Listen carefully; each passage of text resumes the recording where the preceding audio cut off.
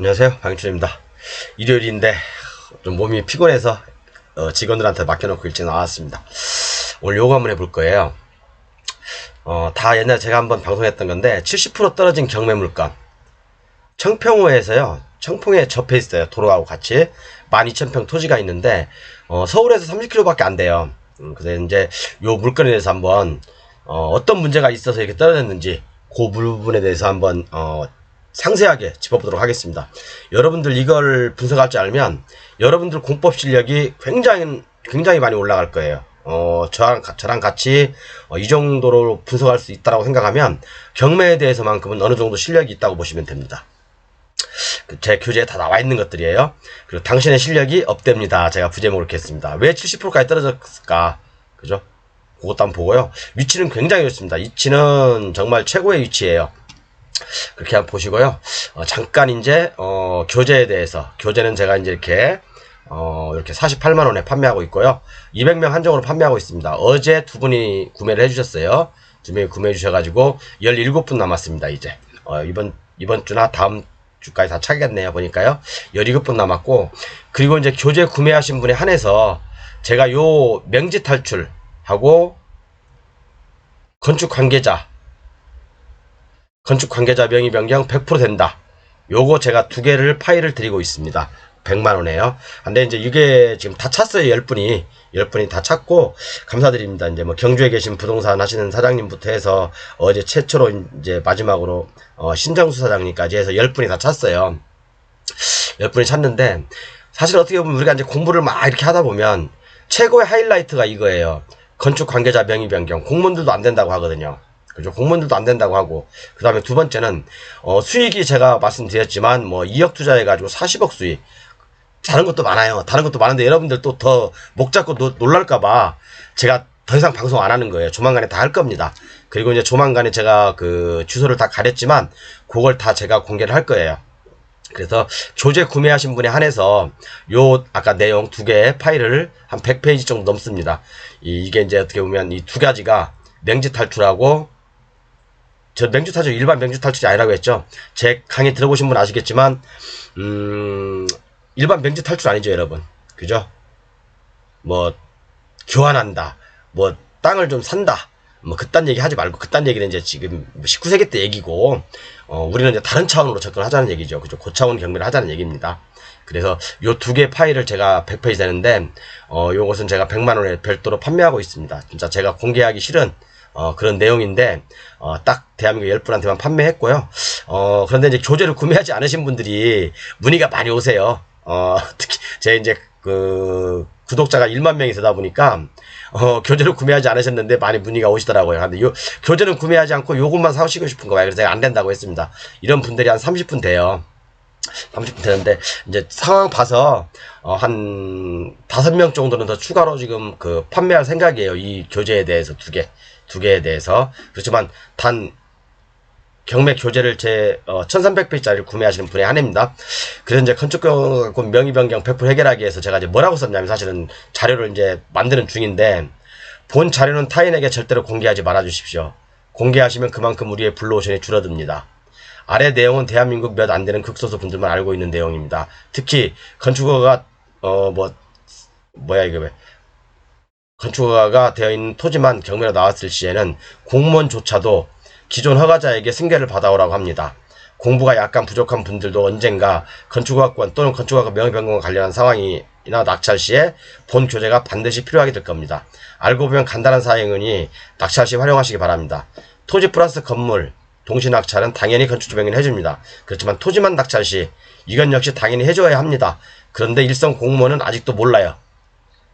사례를 제가 20여 개 수록했고요. 건축허가권 100% 명의 변경 됩니다. 그리고 해줘야 합니다. 제가 그래서 요것을 요거 플러스 명지 탈출제 사례 한 10개에서 한 20개 정도 실어 놓을 거예요. 그럼 여러분들이 거기서 엄청난 영감을 얻을 겁니다. 그죠? 그렇게 해서 이제 두 개를 제가 이 교재 1300페이지짜리 48만원에 판매하고 있고요. 이 교재를 구매하신 분에 한해서 요 두 개, 저만의 어떤 극비 노하우, 돈 벌 수 있는 마지막 블루오션, 그죠? 경쟁 없이 요 것을 판매하고 있습니다. 절대 정말 요거 다시 한번 말씀드리지만 요거 구매하신 분, 예약하신 분들 미리 제가 아직 자료가 다 안 돼서 예약을 지금 받았거든요. 예약분이 10분이 찼기 때문에 정말 이것은 공개하지 말아 주십시오. 진짜로. 이건데 요 건축 관계자 명의 변경 요 부분은 제가 강동률 사장님께 선물로 보내드렸어요. 부산에서 이제 17년 동안 공인중개사 하시고 300여 건 이상의 낙찰을 받으신 강동률 사장님께는 제가 이제 그 선물로 보내드렸습니다. 요것은 서비스 이제 너무 감사한 마음이 많아서 좀 일단 기본적인 쓸데없는 얘기가 들었는데요. 나중에 이제 후단에 이 얘기 다시 한번 할게요. 자, 오늘 요거 할 거예요, 여러분. 정말 여러분들 이거 실력이 엄청나게 업될 겁니다. 제가 젊었을 때 좋아하는 말이 뭐였냐면 돈에서 자유롭고 싶거든 지식을 사는데 망설이지 마라. 요것은 제가 얘기한 게 아니라요. 제가 존경하는 고등학교 선생님께서 말씀하셨던 겁니다. 돈에서 자유롭고 싶거든 너희들이 나중에 지식을 사는데 망설이지 마라. 이제 그런 말씀 때문에 사실은 제가 부동산을 배우고 됐고 그분이 옛날에 말씀하셨던 게 뭐 반도체 아니 전자산업에 꽂힌 반도체, 그 다음에 기계산업에 꽂힌 자동차, 그 다음에 금융산업에 꽂힌 주식이다. 그래서 사실은 제가 반도체에서 근무를 했고, 그죠? 반도체에서도 근무를 해봤고, 제가 그 다음에 이제 부동산 자격증 따고 지금 부동산 강사도 하고 있고, 그죠? 그 다음에 또 뭐였죠? 반도체, 부동산, 그죠? 그 다음에 주식은 뭐 다 아시죠? 제가 선수입니다. 선수, 단타꾼이죠. 선수입니다. 어느 누구보다 잘합니다. 그렇게 해서 제가 사실은 좀 자본시장에서 자본주의에서 배울 수 있는 것들은 많이 배우고 싶어 했습니다. 그래서 돈에서 여러분들도 자유롭고 싶거든 진짜 지식을 사는데 망설이지 마십시오.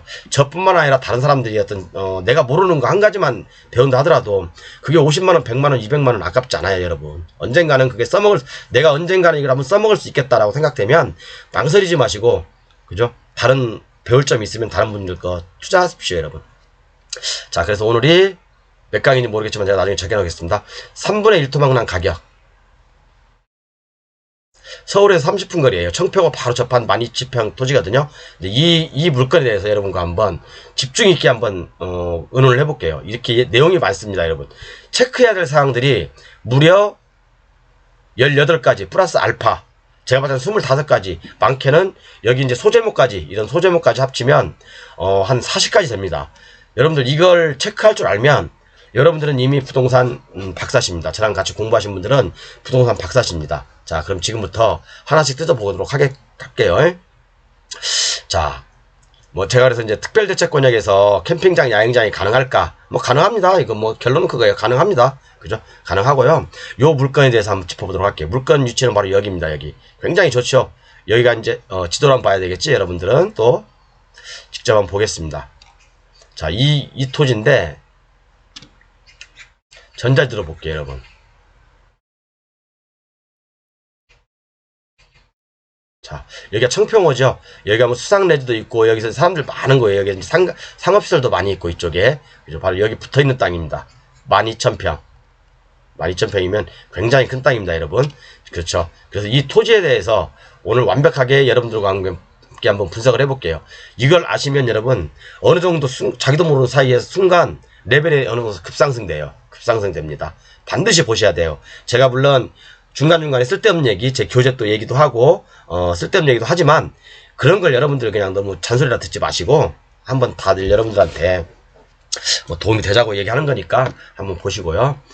그래서 이렇게 필지는 11필지입니다. 11필지. 11필지고, 대부분 다 임야죠? 대부분 다 임야입니다. 임야.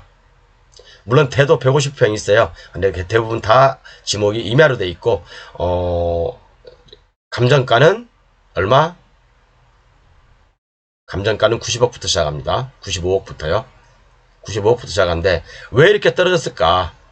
왜 이렇게 쭉 미끄러져서 32억까지 떨어졌을까? 그럼 여기서 이제 더 떨어질까? 아니면 더 떨어지지 않을까? 그것도 우리가 생각해 봐야 될 거 아닙니까? 그죠? 내일 모레가 이제 6월 20일 날 화요일 날 입찰이네요. 그죠? 이거 입찰하시고자 하시는 분들은 반드시 이 물건 보십시오. 이 물건 제 강의 들으셔야 됩니다. 나중에 또 땅을 치고 통곡하지 마시고, 그죠?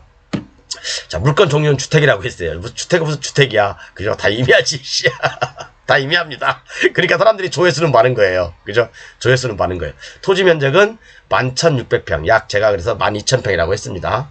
12,000평. 38,049, 493 제곱미터. 그죠? 건물 면적은 29평. 토지 건물 일관매각입니다. 자, 그러면 요것을 경기도 지도로 한번 볼게요. 경기도. 자, 위치는 여기에 위치한 겁니다. 그죠? 요렇게. 전체적으로 면적을 보면 여기서부터 요렇게 아마 길 거예요. 요렇게. 요렇게. 요 토지일 겁니다. 요 토지. 정확한 것은 지적도 여러분들 보시면서 사용하시고요. 이게 12,000평입니다. 12,000평. 도로하고 접해 있죠. 이렇게요. 도로하고 접해 있고, 뭐, 일단은 외관상으로 우리가 봤을 때는 별 문제는 없어요. 그렇지만 하나씩 뜯어보도록 하겠습니다. 그리고 한 가지 여러분 재밌는 게, 옆에 땅 보십시오. 청평호 바로 옆에 옛날에 기획부동산에서 얼마나 이렇게 많이 잘랐어요. 땅들을. 그죠? 기획부동산에서 얼마나 이렇게 많이 잘랐습니까? 도로도 없이 이렇게. 그죠? 얼마나 많이 잘랐어요. 이렇게요. 정말 이런 거 보면서 얼마나 우리 대한민국이, 진짜 눈뜬 봉사들이 많은지 이제 실감 나시죠? 그죠? 제가 맹지 매매를 하면서 저도 분할을 합니다. 분할을 하지만, 요렇게까지는 안 하죠. 요건 정말 진짜 제가 볼 때는요, 정말 사기예요, 사기. 요건 사기. 요건 사기 맞습니다. 이 토지들 다 분할해가지고 일반인들 다 팔고 그런 거 아닙니까, 이거. 그죠? 차도 안 들어가는 산. 경사도 제가 볼 때는 30도 이상 나옵니다. 30도 이상. 그죠? 이런 땅도 이렇게 판매하고 있어요, 사람들이. 그죠? 옛날에 다 이렇게 칼질 했던 겁니다. 그죠? 얼마나 이게, 마음 아픈 분들이 많았겠어요. 자, 일단 뭐 저거 하고, 자, 그럼 지금부터 하나씩, 짚어보도록 할게요. 자, 경매 물건지 보면, 대충 이제 이렇게는 아시죠? 90억짜리가 일단 30억까지 떨어졌고, 그죠? 12,000평이다.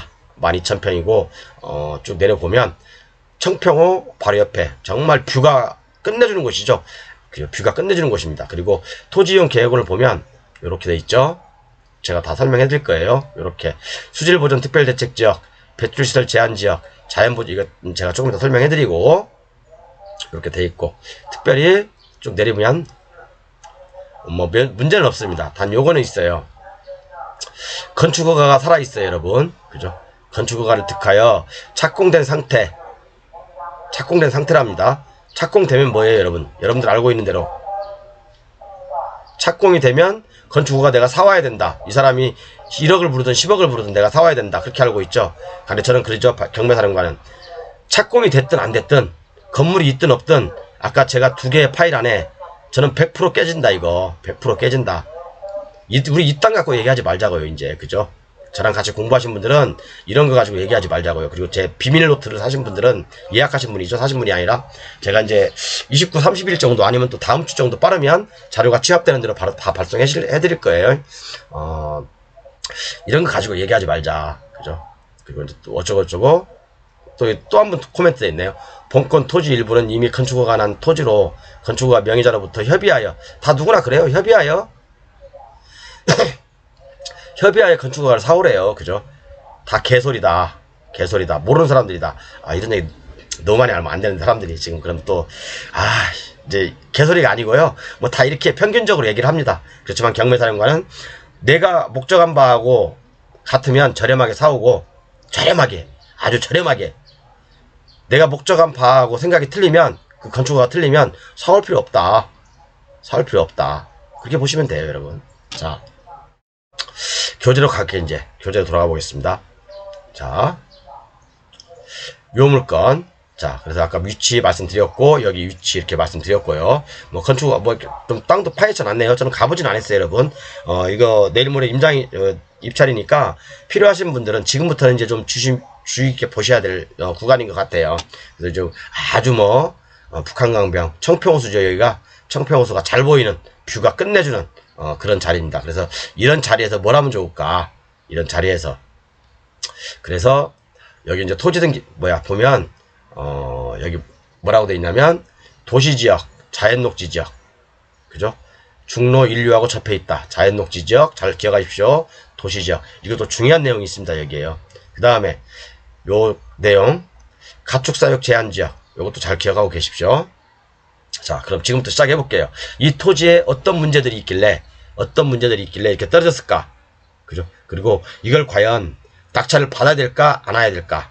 그 부분까지 18가지를 한번 지금부터 상세하게 짚어보도록 하겠습니다. 자, 첫 번째, 제가 항상 말씀드리죠. 부동산은 출구 전략이다. 그죠? 내가 이걸 낙찰받은 목적이 뭘까? 왜 낙찰받으려고 합니까, 여러분? 이거 뭐 캠핑장을 하려고, 야영장을 하려고, 글램핑장을 하려고, 또는 관광농을 하려고 여러 가지 이유가 있을 거 아닙니까? 분명히 출구 전략이 마련해야 되고요. 특히 이제 관광농을 하려고 하시는 분은 주의사항이 있죠.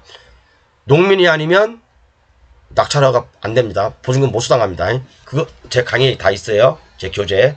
그것도 모르고 농민이 아닌 분이 낙찰 받는다? 만약 관광농을 하려고, 만약 관광농이 나왔어. 그런 경우에 말씀드리는 거예요. 자, 출구 전략 반드시 만들고 입찰하자. 뭘 할 것인가? 그 다음에 두 번째 체크할 게 뭐예요? 토지이용 계획원에 나와 있는 대로 국토계획 및 이용에 관한 법률에 따른 지역 지구 등을 파악해야죠. 뭐예요, 이건? 도시지역, 자연녹지지역, 중로 1, 2에 접해 있죠. 그 다음에 토지이용 계획원이 받으시 여기 다른 법령 등에 따른 지역 지구가 있죠. 요걸 제가 밑에 풀어놨습니다. 요걸 제가 밑에다가 이렇게 풀어놨어요. 가축사육 제한구역, 그죠? 그 다음에 배출시설 제한지역. 가축사육 제한구역은 제가 그죠? 신경 쓸 거 없다. 내가 소, 돼지, 말, 벌, 뭐 그런 거 안 키울 거면 전국토의 80%, 90%가 가축사육 제한구역이에요. 신경 쓸 거 없다. 그 다음에 배출시설 제한지역. 이건 물환경 보전법에 나오는 건데요. 또는 특별대책권역, 수변구역, 또는 상수원 보유구역에는요, 이런 것들이 필수적으로 들어가 있어요. 왜냐하면, 우리 먹는 물하고 관련되어 있는 거잖아요. 그럼 거기에 막 중금속, 카드뮴, 막 이상한 게 막 섞여 내려오면 안 되잖아요. 우리 다 죽어버리잖아요. 그죠? 그래서, 배출시설 제한지역은, 물이 될 수도 있고, 또 공해를 배출하는 시설이 될 수도 있고, 여러 가지가 있을 수 있어요. 그래서 이런, 특별대책권역, 또는 수변구역, 상수원 보호구역 등에는 대부분 다 지정되어 있습니다. 그죠? 이런 것도, 한번 이제 조금 이따 설명해 드릴 거예요. 그 다음에 자연보전권역. 자연보전권역이 수도권은 크게 세 가지로 나누죠? 그죠? 크게 세 가지로 나눕니다. 서울을 위시해서 여기 과밀억제권, 또 여기를 이제 경기 북부나 또 경기 남부를 성장관리권역, 그 다음에 경기 서부를 자연환경보전권역, 자연보전권역으로 이렇게 세 개로 나누죠? 근데 권역은 4개로 나눕니다. 하나, 둘, 셋, 4개의 권역으로 나눕니다. 위에 제가 제 표가 있어요. 요렇게. 특별히 의미는 없습니다, 여러분. 과밀억제 권역, 그죠? 성장관리권역, 여기도 성장관리권역, 서쪽으로, 여기는 이제 수풀이 우거지고 많이 이제 자연이 잘 그들 보존되어 있잖아요. 그렇기 때문에 자연보존 권역으로 되어 있고, 특별히 의미는 없고, 이 과밀억제권만 좀 체크하시면 돼요. 왜? 과밀억제권은 사람과 기술, 그 다음에 공장들이 많이 밀집해 있으니까 더 이상 들어오지 마라 이거예요. 들어오면 세금을 중과세 하겠다 그거거든요. 취득세 중과세 하겠다. 법인들도 과밀억제권으로 들어오면 취득세 중과를 하겠다. 또 다른 데로 나가면 혜택을 주겠다. 그런 내용이에요. 그러니까 이게 특별히 그죠? 과밀억제권으로 기어 들어올 뿐 아니면, 그죠? 공장을, 또는 본사를, 그죠? 법인 본점을 옮길 것이 아니면 굳이 신경 안 써도 됩니다. 그죠? 그래서 이렇게 나눠져 있고, 그 다음에 또 하나 있죠? 여기 폐기물 매립 설치 제한지역, 그죠? 요것도 마찬가지예요. 특별대책구역, 수변구역, 상수원보호구역, 그 다음에 등 4대강 인근에는요, 대부분 폐기물 매립 설치 제한지역으로 돼 있어요. 아까도 말씀드렸지만, 우리가 물하고 관련되어 있는 곳들, 이런 함부로 나쁜 것들을 물을 흘려내리면 안 되고, 그죠? 막 땅에다가 묻으면 안 되잖아요. 그죠? 쓰레기를 막 묻어가지고 거기서 아니면 돼지 죽은 사체를 묻는다든가, 그러면 악취가 나고 물이 오염되고 그러잖아요. 그죠? 그래서 우리가 먹는 물하고 직접적으로 관련이 있는 4대강 인근에는 아까도 말씀드렸지만, 배출시설 제한지역, 또는, 이제, 또 말씀드리겠지만, 수질보전 특별대책지역, 그 다음에 폐기물 매립 설치 제한지역으로 지정돼 있어요. 이것은 크게 신경 쓸 건 없다. 가장 중요한 건 이거예요. 수질보전 특별대책지역.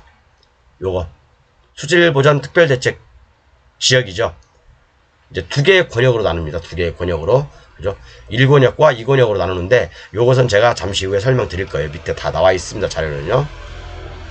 그래서, 우리가 이제 공통으로 봐야 될 게 뭐냐면, 이런 토지를 개발하려고 할 때, 또는 임야를 개발하려고 할 때, 공통으로 봐야 되는 게 뭐죠? 제가 항상 누차 말씀드리죠. 공통 기본으로 봐야 되는 거. 경사도, 표고, 인목축척, 울패도, 도로, 퇴수로. 그죠?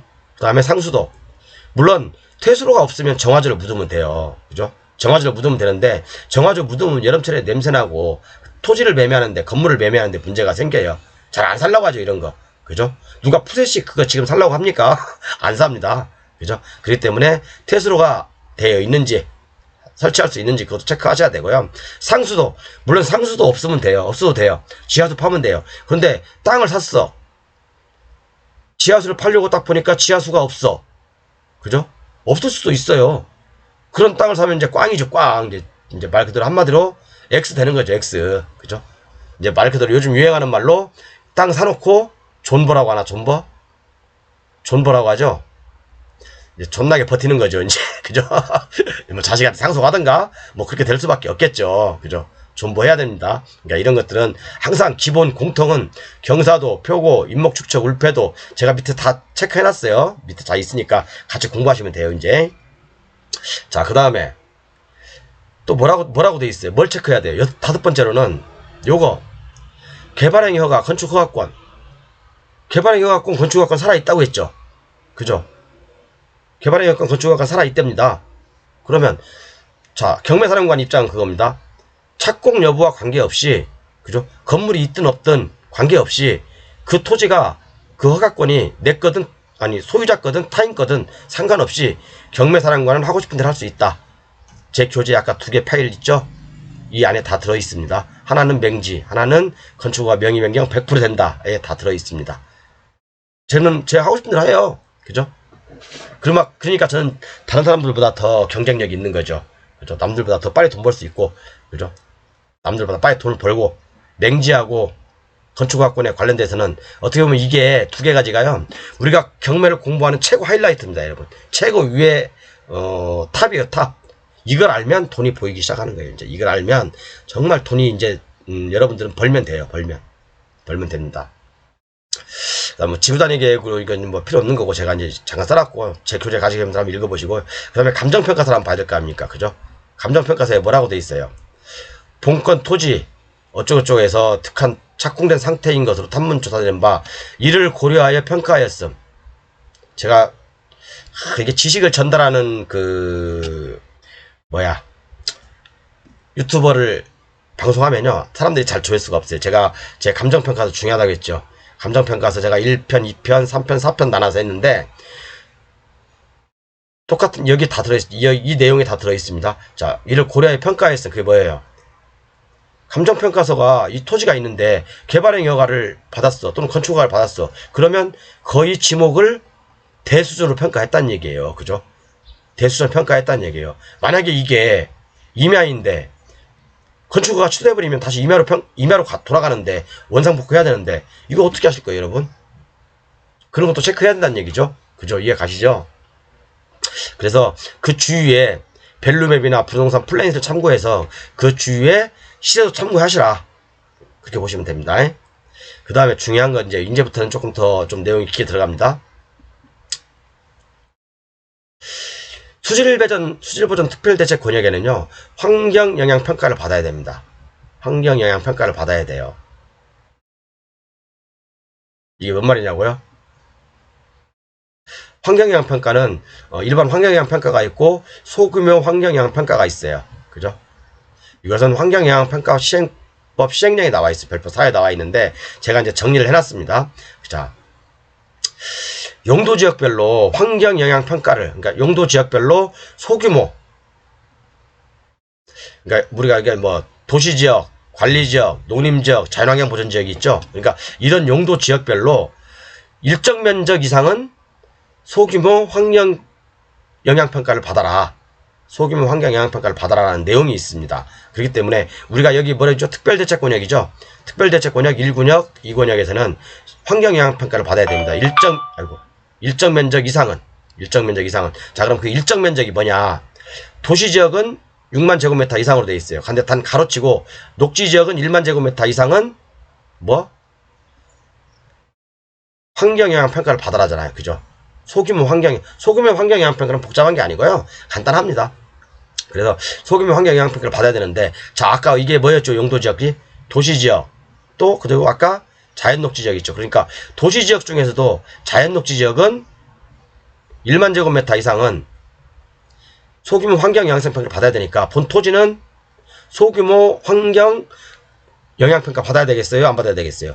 38,000 제곱미터니까 받아야 되겠죠. 그죠? 그래서 이 토지는 소규모 환경 영향성 평가를 받아야 된다. 그래서 이거 한번 읽어보세요. 그죠? 제 교재 가지고 계신 분 꼭 필요하실 거예요. 관리지역도 요렇게. 그죠? 어떤 사람들은 막 이거 뒤죽박죽 막 이렇게 옮겨놓은 사람이 있는데, 우리가 공부하는데 이렇게 옮겨놓는 게 편해요. 도시지역, 관리지역, 우리가 도간농자라고 하잖아요. 그래서 도시지역, 관리지역, 농림지역, 자연환경 보전지역, 이렇게 옮겨놓는 게 편합니다, 여러분. 공부하기도 편하고. 뭐 숫자를 외우라는 건 아니에요. 필요할 때마다 우리가 보면 되는 거예요. 자, 그리고 여러분 체크할 게 많죠. 이 조그만, 말 그대로 쬐끄만 땅에서 체크할 게 엄청나게 많죠. 자, 그 다음에 특별대책 1권역과 2권역이 있는데, 그죠? 특별대책 1권역에서는 대부분 굉장히 까다로워요, 여러분. 면적 제한도 있어요. 내가 어떤 주택을 짓고 싶어. 그럼 뭐 200제곱미터 이하, 뭐 그런 면적 제한도 있습니다. 근데 특별대책 2권역에서는요, 오염 방지 시설만 잘하면 웬만한 것들은 많이 할 수 있어요. 그죠? 오염 방지 시설만 잘하면, 이거 법에서 정한 규정이 있거든요. 그리고 제 교재에 실려 있습니다. 아래쪽에 있어요. 오염 방지 시설만 잘하면 웬만한 것들은 다 할 수 있다. 그래서 지금 현재 물건은 뭐예요? 수질보전 특별대책 2권역이죠. 2권역. 자, 2권역 쭉 아래서 보겠습니다. 나중에 이제. 그래서 이걸 왜 지웠나? 그래서 아까 말씀드렸지만 환경영향평가를 받아야 되죠. 일정 면적 이상은. 아까 여기 자연녹지 했으니까 환경영향평가를 당연히 받아야 되고. 그런데 숲속 야영장 같은 경우 예를 들어서 전체 필지가 전체 필지의 면적을 환경영향평가를 받아야 되는 게 아니라 내가 개발하고자 하는, 그래서 숲속 야영장을 내가 뭐 1000평만 하고 싶다. 그러면 1000평만 환경영향표를 받으면 돼요. 이해 가시죠? 그 다음에 특별대책구역에서 행위제한, 조금 이따 이제 설명해 드릴 거예요. 이제 특별대책구역 1권역과 2권역에 행위제한이 있어요. 그걸 이제 제가 밑에 설명해 드릴 거고요. 그 다음에 오염청량제 적용 여부를 또 확인해야 됩니다. 오염청량제. 특별대책 1권역에서 체크할 게 많죠. 그죠? 특별대책 1권역에서는 뭐 해야 된다고요? 아까 말씀드렸지만 여러 가지. 그죠? 특히나 소규모 환경 영향성 평가를 받아야 되고, 두 번째, 오염청량제도 적용받는다. 오염청량제는 굉장히 까다로운 거라 이건 저도 잘 몰라요. 그래서 이것은 오폐시설, 정화시설만 잘하면 대부분 허가 나는 걸로 알고 있는데, 큰 사업을 하시고자 하는 분들은 전문가, 환경사하고 환경사하고 얘기를 해보시면 됩니다. 그래도 특별대책권역에서는 아까도 말씀드렸지만, 그죠? 환경영향평가를 받아야 되고, 그 다음에 배출시설 제한지역으로 돼 있고, 그 다음에 폐기물 매립시설 돼 있고, 그죠? 이해 가시죠? 그 다음에 오염청량제 적용도 된다. 그렇게 보시면 됩니다. 그래서 특별대책권역에서는 굉장히 까다로운데, 1권역에서는 까다로워요. 1권역이나 수변구역, 그죠? 상수원보호구역, 이런 곳에서는 굉장히 까다롭거든요. 그렇지만 수변구역, 특별대책권역 2권역에서는 그렇게 까다롭지 않다. 그렇게 보시면 됩니다. 자, 그리고 10번째로 체크해야 될 게 뭐냐면, 국토계획법에 아까 설명해드렸지만 국토계획법 용도지역 허용령이, 이것도 체크해야 되겠죠. 그 다음에 조례도 검토해야 되겠죠. 그죠? 조례. 예를 들어서 조례, 여기가 가평이죠. 가평은 뭐 경사도가 뭐 25% 이내는 개발된다. 아니면 표고는 몇 프로다. 아니 몇 메타다. 그죠? 그 다음에 인목축척은 몇 프로다. 뭐 150% 알고 있는데, 그 다음에 이제 그 경사도는 25% 이내는 개발되는 걸 알고 있습니다. 밑에 제가 실어놔서 설명해 드릴 거예요. 자, 그러면 이런 것도 기본적으로 알아야 되겠죠. 조례에 나와 있으니까. 우리가 국토계획법하고 조례하고 틀립니다. 국토계획법에서는 대부분 다 조례로 위임해놨어요. 도시군계획 조례죠. 그래서 농지법도, 아까 농지 하나 있었죠. 농지도 하나 있었으니까 농지법도 체크를 하셔야 되고, 그죠? 별 문제 아닙니다. 그죠? 산지보다는 훨씬 쉽죠. 농지는요. 그냥 갖다 포크레인 들이대면 됩니다. 그죠? 그 다음에 산지법에서는 뭐라고 했어요? 아까 말씀드렸지만 가장 중요한 거, 경사도, 인목축척, 그 다음에 허용 건축물 등 보존산지, 준보존산지 나누죠. 그죠? 여기서 이제 건축허가와 개발행위를 듣겠다면, 그죠? 중요한 내용 나옵니다. 이제 여기서요. 자, 건축 허가와 개발 행위허가를 득했다면 그 목적 사업이 무엇인지 확인하고, 왜 이 사람이 개발 행위허가를 받았을 거 아니에요. 그죠? 개발 행위허가를 받았을 거 아닙니까? 건축 허가를 받았을 거 아니에요. 그러면 내가 여기다 뭐 건축을 하기 위해서 받을 거 아니에요. 뭐 모텔을 짓기 위해서, 아니면 뭐 캠핑장을 하기 위해서, 아니면 글램핑장을 하기 위해서, 아니면 야영장을 하기 위해서 어떤 이유로든 건축허가를 받았을 겁니다. 그죠? 그러면 산지 전용 기간의 도가 여부 및 잔여 기간도 체크해야 돼요. 왜 그러냐면 제가 얘기했죠. 농지는 농지 전용 기간이 없어요. 한번 농지 전용 받으면 뭐 이게 뭐 10년이든 20년이든 세워라 내워라 하면 돼요. 근데 산지는 내가 예를 들어 주택을 짓고 싶다. 그럼 산지 전용 기간이라는 게 있어요. 주택 같은 경우는 예를 들어 3년, 뭐 공장 같은 경우는 10년, 뭐 이런 게 있거든요. 그러면 이 주택을 허가냈으면 내가 3년 안에 주택을 준공을 해야 돼요. 준공을 해야 된다고. 준공을 못하면 산지 전용 허가가 취소되는 거예요. 산지 전용 허가가 취소되면 어떻게 돼요? 원상복구해야 되죠. 그죠? 원상복구해서 다시 처음부터 시작해야 되는 거예요. 그죠? 그래서 잔여 기간도 체크해야 되고, 목적 사업의 미준공으로 인하여, 그러니까 아까 말씀드렸죠. 주택이면 주택, 양의장이면 양의장, 캠핑장이면 캠핑장, 그죠? 산지 전용 허가가 취소되면 원상회복 명령이 발하할 수 있다. 라고 되어 있습니다. 그죠? 자, 이렇게 이해가셨죠? 그리고 이제 건축법으로 가서, 왜? 건축가 나 있으니까 건축법으로 가서 보면 착공 여부와 관계없이 경매사령관은 하고 싶은 대로 할 수 있다. 그죠? 저는 다 합니다. 저는 다 할 수 있어요. 좀 담배 한 대 피겠습니다. 이게 생각보다 길어지네. 이거 한 20분에 끝나려고 했더니 벌써 30분이에요. 그렇죠. 어쨌든, 그 다음에 개별법도 검토해야 되겠죠. 내가 야영장을 하고 싶으면 관광진흥법도 검토를 해야 되고, 숲속 야영장을 하고 싶으면 산림문화 휴양 관광에 관한 법률을 따져야 되고, 관광농원을 하고 싶다. 그럼 농어촌 정비법을 봐야 되겠죠. 그죠? 관광농원은 음식점, 숙박업까지도 가능하죠. 그죠? 농어민에 한해서 엄청난 파워가 있는 거죠. 그렇죠? 자, 그럼 다음 넘어가 볼게요. 이런 것도 검토를 해야 됩니다. 여기 뭐 경사도, 그래서 이제 가장 중요한 거 여러분, 경사도를 측정해봐야 될 거 아닙니까? 그죠? 제가 다 봤어요. 제가 다 봤습니다. 이 12피치를 다 봤어요. 자, 그러면 자, 경사도가 보니까 일단은 평수가 많은 지번부터 제가 봤어요. 호명리 산 122-9번지는 약 6,000평이더만요. 그런데 여기 가평균 도시계획 조례를 보면, 이게 가평균 도시계획 조례거든요. 경사도가 25도 이하여야 돼요. 그죠? 그리고 필지 분할에 대한 가능 필지는 6개월 내 총 3필지. 그러면 1년에 6필지까지 분할할 수 있죠. 그죠? 아, 좋네. 저도 여기 가서 좀 토지 분할해서 좀 팔아먹어야 되겠어요. 가평균 좋은 땅인 것 같아. 그죠? 다른 데는 보통 1년에 5필지인데 한 필지가 많아요. 그죠? 그리고 뭐 이제 이미 분할했던 걸 또 분할하려면 이 지역에서 6개월 이상 거주해야 된다. 뭐 그런 내용들이 좀 있습니다. 그러니까 가평균 도시계획조례 18조를 참고하십시오, 여러분. 그러니까 이건 뭐예요? 가평균은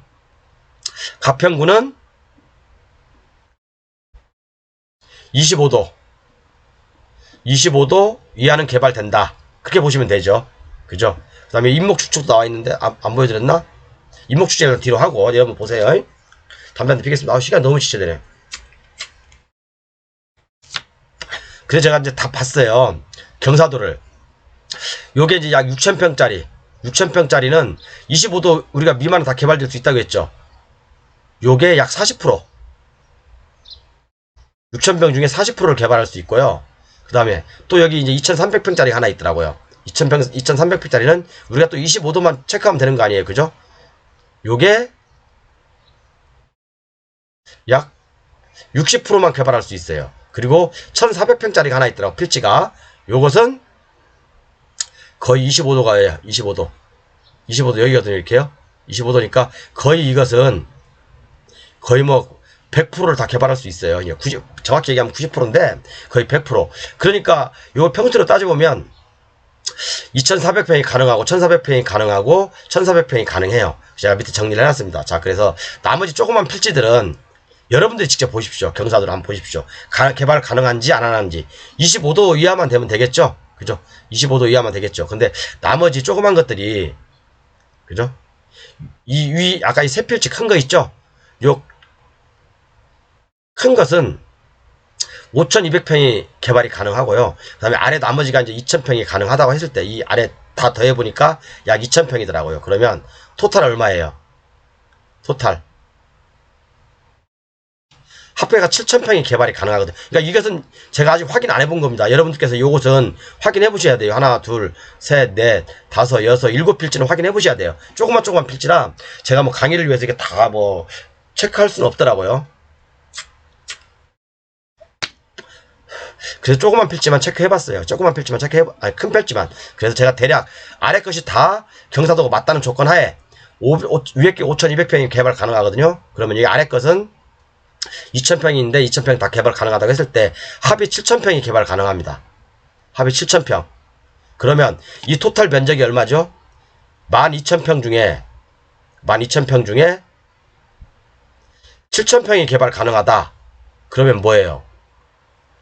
12,000평 중에 60%만 개발 가능하다는 얘기잖아요. 그럼 40%는 개발 불가능지라는잖아요. 그죠? 개발 불가능지예요. 그렇게 보시면 되죠, 여러분. 그리고 한 가지 더. 자, 첫 번째 문제가 뭐냐? 12,000평 중에 25도 이내인 경사도가 25도 이내인 게 60%밖에 안 된다. 60%다. 이것도 가격에 저감 요인이 있겠죠. 두 번째, 건축 허가를 득한 상태에서 감정평가를 했기 때문에 지목을 거의 대로 평가했다. 지목을 거의 대로 평가했다. 원래는 임야보다 조금 높게 평가되는 게 맞는데 왜 아직 목적사업이 완성이 안 됐잖아요. 그죠? 이게 또 임야가 취소돼버리면 이 목적사업이 취소돼버리면 어떻게 할 거예요? 아니면 산지 전용 기간이 지났으면 어떻게 할 건데, 여러분? 그죠? 그래서 임야임에도 불구하고 지목을 대로 평가했다. 상당히 높게 평가된 거죠. 그죠? 그러니까 90억이 나오는 거죠.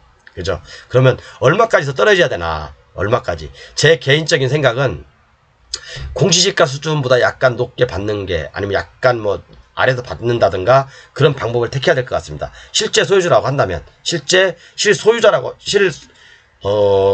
사용자라고 한다 가정했을 때 그렇지만 실사용자가 아니라 난 투자자다 라고 가정한다면 공시지가보다 훨씬 낮은 가격에서 낙찰을 받으셔야 됩니다, 여러분. 공시지가보다 훨씬 낮은 가격에서 낙찰을 받으셔야 된다. 그렇게 보시면 되고요. 그 다음에 18번째로 체크해봐야 될 게 뭐냐면 매각문건 명세서, 문건 송달 내역 등도 참고해야 되죠. 자, 이렇게 보셨죠? 그러니까 우리가 이 물건 하나를 들어가는 데 있어서 뭐 이외에도 더 있어요. 이거 물건에 대해서 컨설팅 받고 싶으신 분은 저한테 빨리 연락하십시오. 이제 입찰이 이틀밖에 안 남았어요. 나중에 낙찰 받고 저한테 어떻게 했으면 좋겠어요 라고 하면 저 상담 안 해드립니다. 저 그런 분들 지금까지 상담 많이 해드렸거든요. 근데 안 해드립니다. 이제 앞으로는 저는요. 가평군 도시계획조례는 설명해드렸고, 자, 그 다음에,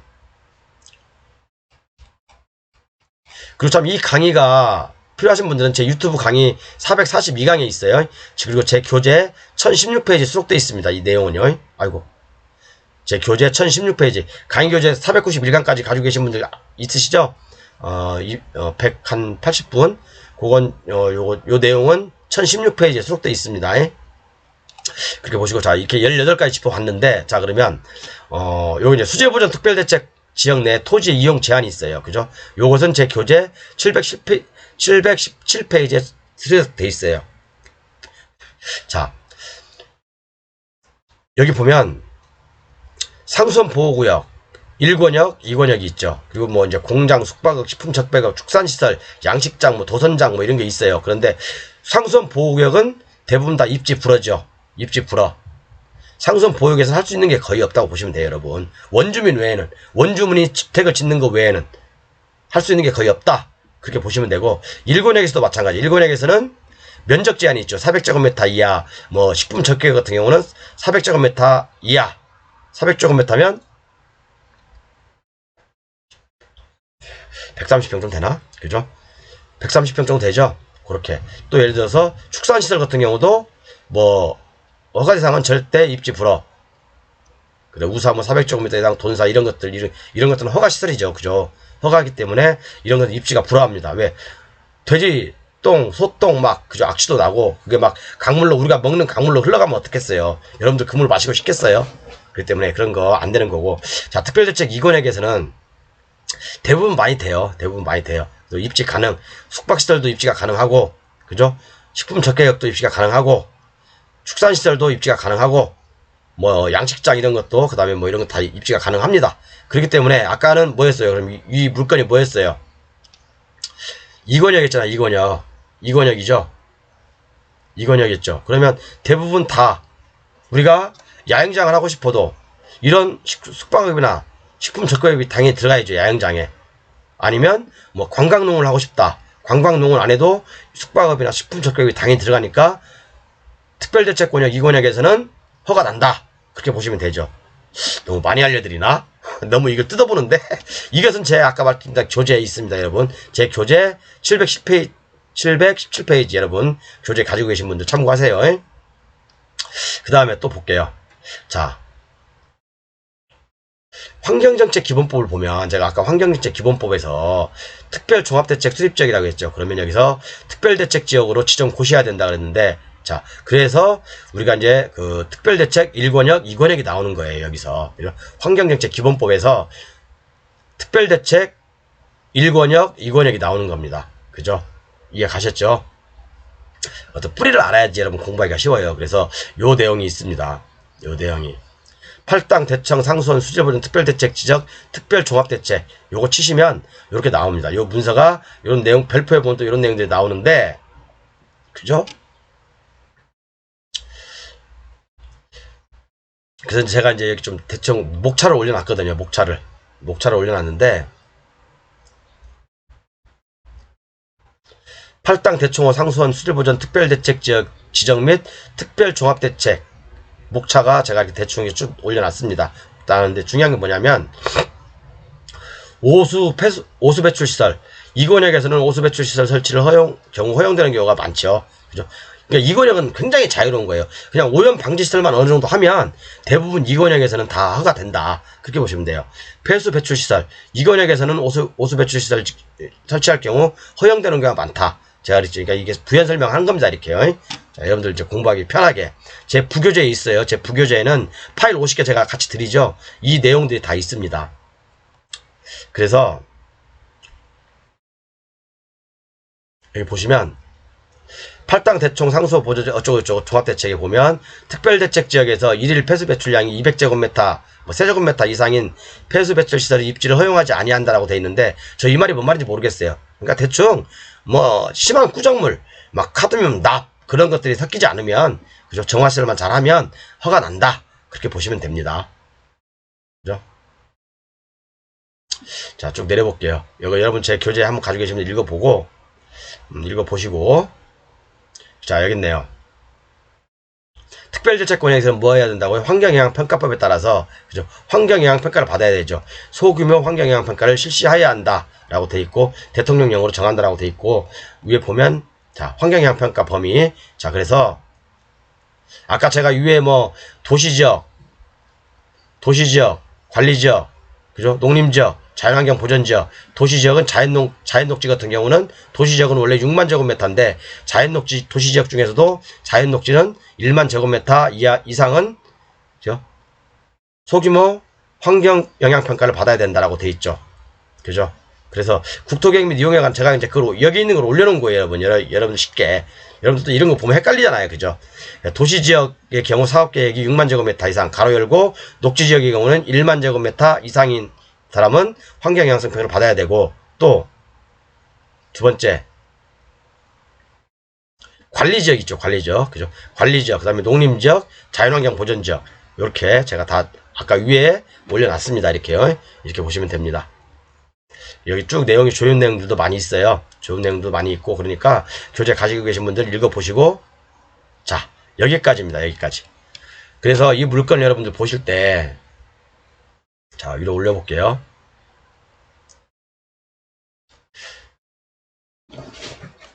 자, 돈에서 자유롭고 싶거든. 그죠? 여러분들 다시 한번요. 이거 정말 저는 젊었을 때부터 이거 많이 암송하고 다녔습니다.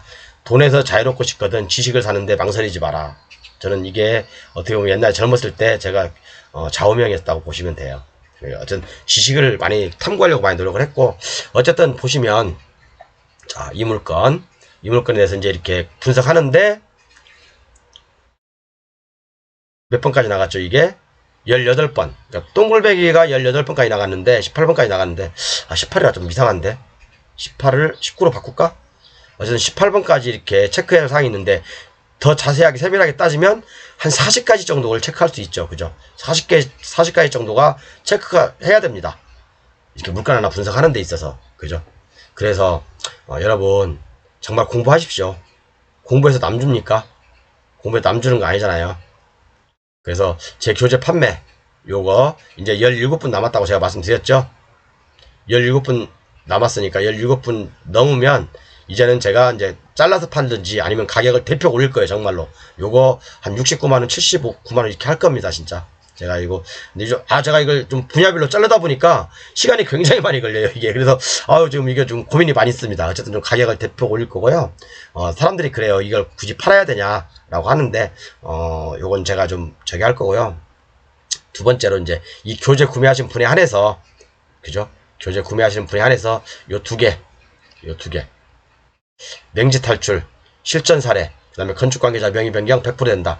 요게 한 70페이지 정도 되고요. 요게 한 6, 70페이지 정도 될 거예요. 그죠? 핵심 노하우죠. 어떻게 보면 경매를 단계 이렇게 올라가다 보면 최고의 하이 클래스. 그죠? 최고의 하이 클래스죠. 어떻게 보면 저도 지금까지 경매를 배우는 데 있어서 이 두 개를 목적으로 뗐는지 모르겠어요. 정말. 이 두 개를 목적으로 뗐는지 모르겠습니다. 요것을 남들한테 판매하기 아까운 거고 정말 공개하기 어려운 거지만 그래서 제가 10분한테만 이미 다 예약 판매가 돼 있고 아직 뭐 돈 입금 안 받았습니다. 제가 자료 완성되면 문자 드리면 그때 입금하라고 했어요. 뭐 굳이 돈 지금 받을 필요도 없잖아요. 돈에 뭐 쩔리는 사람도 아니고 그러니까 어쨌든 요것은 제가 10분한테 다시 한번 간곡히 부탁드리지만 혹시 자료 송부 받으시면 절대 다른 건 교재도 마찬가지지만요. 절대 다른 사람들하고 공유하지 마십시오. 여러분. 절대요. 다른 분들하고 절대 공유하지 안 했으면 좋겠어요. 제 교재도 마찬가지로 다른 분하고 교류하지 마십시오. 여러분. 어떤 분은 얼마 전에 제가 상담한 분 아시죠? 그분 이제 그 아파트 500세대 근데 이분이 원래는 이제 이 사장님께서 교재를 구매하셨는데 상담자를 모시고 와가지고 이분도 바로 그 자리에서 교재를 구매하시더라고요. 이분하고 둘이 같이 동업자십니다. 그런데도 이분이 이렇게 같이 교재를 안 파시더라고요. 이분한테 제가 했어요. 교재 팔면서 좀 다른 분한테 웬만하면 공개하지 말아 주십시오. 그런데 이분도 오셔가지고 상담받고 바로 제 교재를 구매하셨더라고요. 이런 경우도 있고 여러분 정말 경매 하이 클래스를 맛보고 싶으시면 요거 맹지 탈출 요것은요 정말 저도 소중히 생각하는 자료고요. 이걸 여러분 보시다 보면 돈이 이런 데도 있구나. 남들이 안 보는 데 있구나. 이런 어떤 감각이나 리듬이 다 생겨요. 그리고 또 제가 핵심적인 내용들 쫙쫙쫙 뭐 한 10가지 정도를 짚어놨습니다. 이렇게 10몇 가지 정도. 그럼 여러분들도 저와 같이 이렇게 금방 선수가 될 겁니다. 이건 제가 다 컨설팅 했던 내용들이고, 그죠? 그리고 요거 건축관계자 변경은 마찬가지로, 어떤 상황에서든 100% 내가 원하지 않으면 내 걸로 만들 수 있다. 공무원들 100% 설득시킬 수 있다. 그런 내용입니다. 그래서 여러분들 진짜 요것은 제가 이미 다 인원이 탔지만 한두 명 정도는 더 받을 생각입니다. 요것은요. 제가 보여드렸죠. 10분 제가 이렇게 다 찼습니다. 제가 이름 다 적어놨습니다. 자료 송부하려고 이렇게요. 자료 송부해드리려고 이름 다 적어놨어요. 제 앞에 딱 붙여놨습니다. 뭐 이건 많은 분한테 공개하는 것은 아니고 그래서 여러분 이렇게 경매를 공부하는데 좀 처음에는 어려울 수 있어요. 막 뒤죽박죽이 되거든요. 그런데 좀 듣고 또 듣다 보면 여러분들 실력이 많이 올라와 있어요. 그리고 웬만한 경매 물건 딱 보는 순간 이런 건 어떤 거 체크해야 되겠네. 그런 것들 금방 깨우치실 겁니다. 돈 버시고 싶으면 지식을 사는데 망설이지 마십시오. 여러분. 제가 아니더라도 다른 전문가들한테 사더라도 망설이지 마십시오. 감사합니다. 시간이 너무 길어서 죄송해요.